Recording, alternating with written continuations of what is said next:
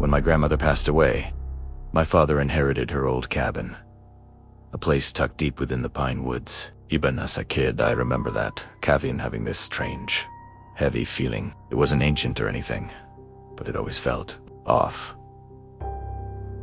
And once my dad officially moved in, the weirdness kicked into high gear almost immediately.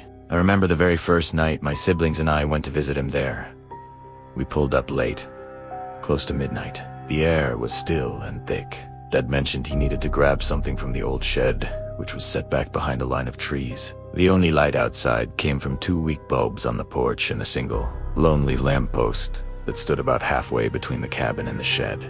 He disappeared into the darkness, and about a minute later, we saw a figure emerge from the trees and walk slowly under that lamppost. It was the silhouette of a tall man, and he was wearing a wide-brimmed hat. His shadow stretched long and thin across the clearing. Thinking it was our dad, just being dramatic, we cut it out asking him when he started wearing a hat like that. The man didn't answer. Instead, he lifted his hand, almost like he was tipping the hat to us. And in that exact moment, we heard our real dad's voice calling out from the complete opposite direction, coming from around the back of the cabin. We all froze.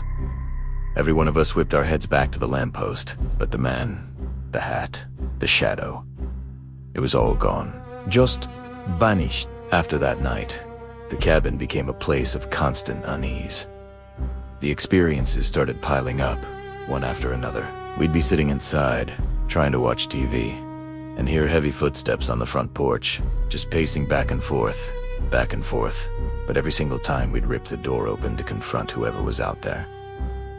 There was nothing, just the wind and the silent trees. Inside was no better. The disembodied footsteps weren't just outside. We'd hear them walking down the main hallway, moving from one empty room to the next. Often, the phantom stroll would end right at the front door with this incredibly violent, loud slam. It was the kind of sound that made you jump out of your skin.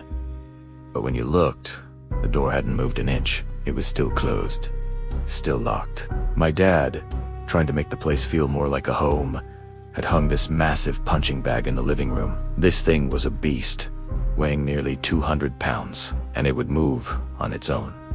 Sometimes it was just a gentle sway, like someone had brushed past it, but other times, it would swing wildly, as if an invisible boxer was wailing on it. I had my own terrifying run-in with that bag. One afternoon, I was sitting on a chair nearby, just reading a book. The house was quiet. Suddenly, the punching bag pulled back on its own eye. Swear it went back at least 5 feet, Nen. Then it just swung forward with incredible force. It hit me so hard it knocked me clean off my chair and onto the floor. My brother saw the whole thing.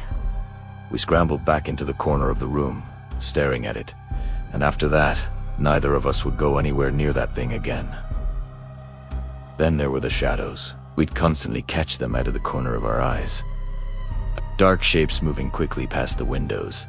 Even when we knew for a fact no one was outside, you'd see them in reflections, too. In a mirror, or in the darkened screen of the TV, you'd just catch this flicker of movement, the shape of a tall man, always wearing that same wide-brimmed hat. One time, I was home alone and I saw a figure walk down the hallway. I just assumed my dad had come home from work early, so I called out to him and started to follow. As I rounded the corner, the hallway was empty, but when I looked toward the bathroom, I saw a shadow on the wall. It was the unmistakable silhouette of a man in a hat, and he was rocking slightly, side to side. But the room itself was completely empty. There was nothing there to cast the shadow. I didn't even hesitate. I just ran out of the house and didn't look back. Soon enough, the voices started. Who'd hear faint whispers coming from the kitchen when you knew you were the only one home? My siblings would be playing outside in the yard, and I'd hear one of them call my name from an empty room inside the house. The most chilling one for me was when I heard my father's voice call my name, clear as day, from the hallway. I knew he was miles away at work. I was so scared I refused to get off the couch until he actually got home hours later. It wasn't just us humans either. Our dogs sensed it. They knew something was deeply wrong with that place. My dad's German Shepherd, a brave and loyal dog, would stand in the middle of a room and just growl at an empty corner. He'd snap at the air, as if something was flying past his face. and he absolutely hated that punching bag. The moment it started to move on its own, he would back away, his fur on end, snarling at Italiano. I remember one evening, I was sitting out on the porch, petting both of our dogs. It was getting dark. Suddenly, I heard the sound of slow, deliberate footsteps circling behind me in the shadows, just beyond the porch light. Before I could even react, the shepherd lunged into the darkness, barking and snapping wildly at something I couldn't see. He was fighting something, but there was nothing there. My dad tried to have a normal life there, but it was impossible. He dated a few different women during that time, and none of them would stay at the cabin for long. In fact, 3 separate women all told him the exact same thing.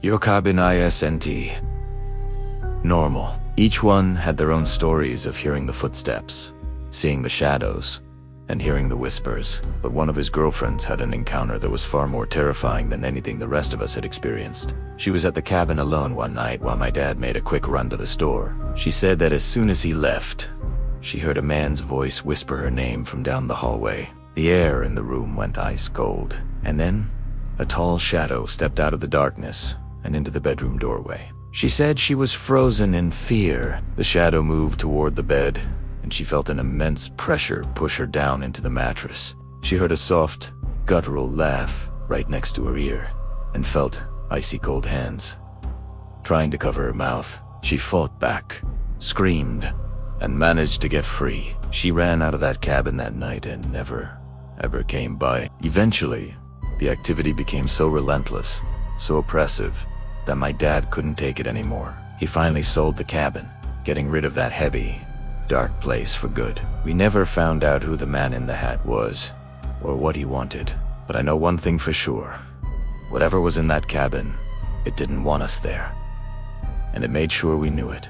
Thanks for listening to my story. If you've had a paranormal experience you can't explain, share it in the comments below, and don't forget to like and subscribe for more true scary stories. Stay safe out there.